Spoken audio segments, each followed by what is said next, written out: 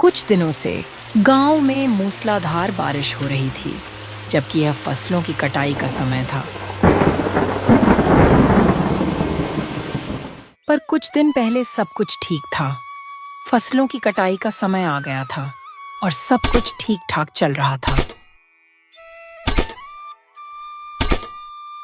भाई, इस बार सबकी फसल अच्छी दिख रही है। हाँ, सही कहा रामू भाई।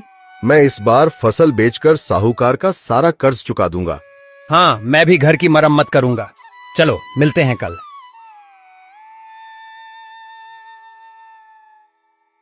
हे भगवान, इस बार बरसात सही समय पर हो जाए तो सबका भला हो जाएगा। हाँ जी, इस बार सब ठीक होगा।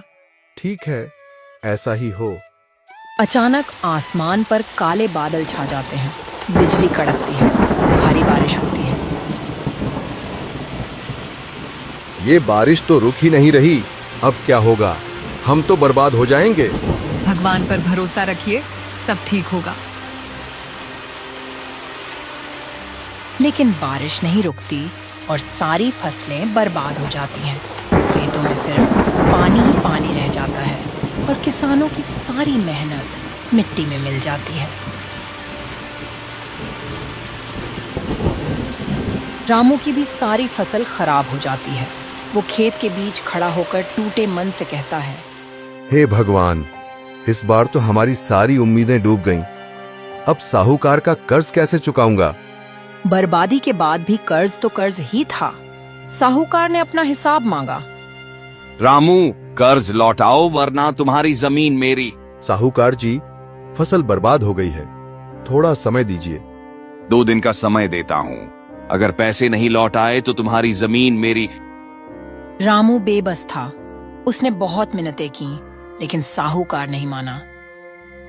रामू घर वापस आता है और सारी बातें अपनी पत्नी को बताता है। 2 दिन का समय दिया है साहूकार ने। अगर पैसे न दिए तो जमीन छीन लेगा। अब हम क्या करेंगे रामू? ये घर, ये खेत ही तो हमारी सारी उम्मीद थे।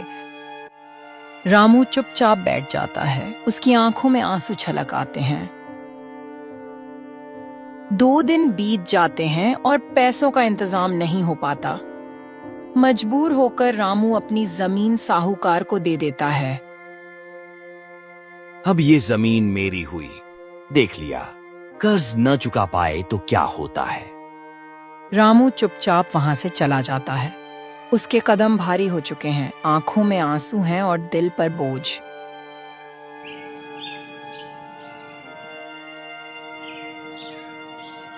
जमीन छिन जाने के बाद रामू के पास सिर्फ एक ही रास्ता बचा था, जंगल से लकड़ी काट कर बेचना।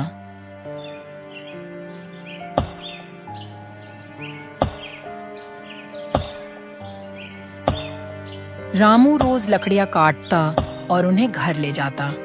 उन्हें बेचकर कुछ पैसे कमाता। एक दिन रामू हमेशा की तरह जंगल में लकड़ी काट रहा था।